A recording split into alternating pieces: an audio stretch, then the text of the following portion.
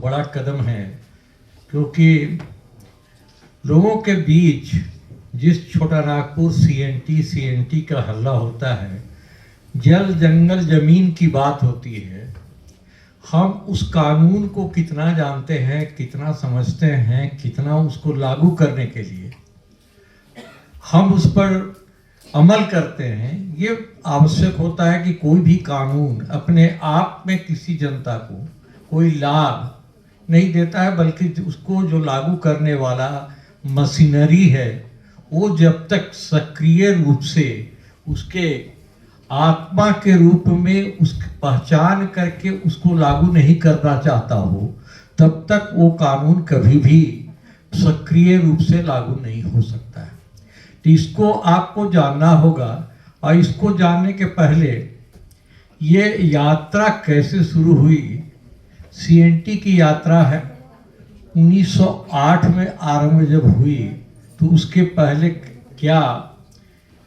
क्या पृष्ठभूमि था जो अंततः 1908 में सीएनटी एक्ट बनाने के लिए अंग्रेजों को विवश किया। आपको जैसा मालूम होगा कि 1765 में मुगलय सल्तनत बिहार, बंगाल और उड़ीसा की दीवानी 26 लाख रुपये में वो दे दिया था अंग्रेजों को, ईस्ट इंडिया कंपनी को। अब ये सवाल उठा कि ये 26 लाख रुपया आएगा कहाँ से, और जब वो लाने वाली बात आई कि पैसा कहाँ से आएगा, तो बिहार वाले, उड़ीसा वाले तक तो बहुत आसान था, लेकिन जैसे ही ये झारखंड में घुसे और इनको वसूली वाली बात जब स्टार्ट किए, तो सबसे बड़ी समस्या पहले संथाल परगना में शुरू हुई। उसके बाद इनको छोटा नागपुर के एरिया में भी समस्या पैदा हुई। महाराजा को 1772 में 12,000, आप ताजुब कीजिए कि 12,000 में उनको वो दिए कि साहब आप कॉन्ट्रैक्ट ले लीजिए, 12,000 सालाना आप हमको दे दीजिएगा, लेकिन वो भी फेल कर गए 12,000 रुपया। क्योंकि रेंट का कोई कैश का सिस्टम था ही नहीं, तो महाराजा देते तो देते कहाँ से। देने के लिए कोई रेंट सिस्टम तो था नहीं कि महाराजा कलेक्ट करते और महाराजा दे देते। फिर उसको 15,000 में रिन्यूअल किया गया 1775 में। वो भी पेमेंट नहीं कर सके, वो भी पेमेंट नहीं कर।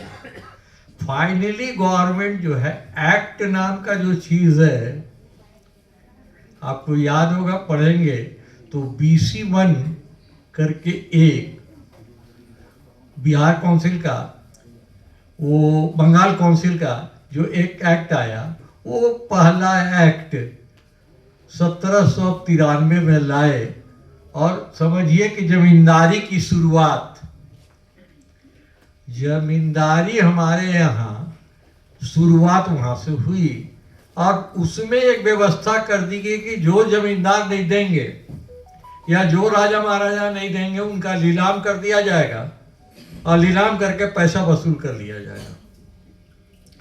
ये जो सिस्टम था, ये बड़ा ही रूडली इसको इम्प्लीमेंट ईस्ट इंडिया कंपनी कर रही थी। और आप लोग को शायद ये जानकारी रहो कि गोला और चतरा कलेक्टेरिएट था, गोला और चतरा कलेक्टेरिएट था। जब तक सिमडेगा के आदमी को, सिंहभूम के आदमी को जब तक नोटिस मिलता था, जब तक वहाँ जमींदारी नीलाम हो जाता था, और उसके जगह पर नए आदमी जो आए और वो उसको टेक ओवर किए, उनकी कोई एफिनिटी यहाँ के लोगों के साथ नहीं थी, कोई तारतम्य उनके साथ नहीं था। वो यूपी के थे या तो बंगाल के थे, चाहे वो उड़ीसा के थे, लेकिन उन लोगों का लोकल लेवल पर कोई आपसी तालमेल उनके साथ नहीं था और वो बिल्कुल कड़ाई से उसकी वसूली कर रहे थे। उसके लिए वो जब प्रॉब्लम आने लगा इनको वसूली में, तो एक सुजाक वर्ड आप पाइएगा कि सुजाक का अपॉइंटमेंट पहला बार 1803 में कर दिया गया। 1803 में ये क्या थे? हंटर वाले। ये सुजाक जो थे वो हंटर वाला अपॉइंट किया गया कि जो नहीं देता है उससे वसूल करो, और वसूल करने का उस हंटर वाले का भी जो था वो खर्चा वो जमींदार से लिया जाता। यही सुजाक धीरे से 1804 में थाने में कन्वर्ट कर गया। और आपको ये मालूम होगा कि वहीं से ये दिक्कू वर्सी भी शुरू हो गया। ज्यादातर प्रचलन में उन सारे बाहरी जमींदार जो आ गए और जो इन लोगों से रेंट जबरदस्ती वसूल करना शुरू किए, उनके लिए दिक्कू शब्द वो लोग यूज करना शुरू किया। आम आदमी बोलता था कि दिक्कू है, मतलब वो आदमी तंग करने वाला है, परेशान करने वाला है, तंग करने वाला है। इसका नतीजा क्या हुआ? रेंट नहीं देने का नतीजा ये हुआ कि सारी जमींदारी नीलाम होते गई, और नीलाम होने के कारण नए जमींदार इंट्रोड्यूस होते गए, और फाइनली उसका रिजल्ट ये आया कि 1827 से आग सुलगना शुरू हुआ, और 1830 में बहुत बड़ा कोल विद्रोह हुआ जो 1931 तक आपको चला।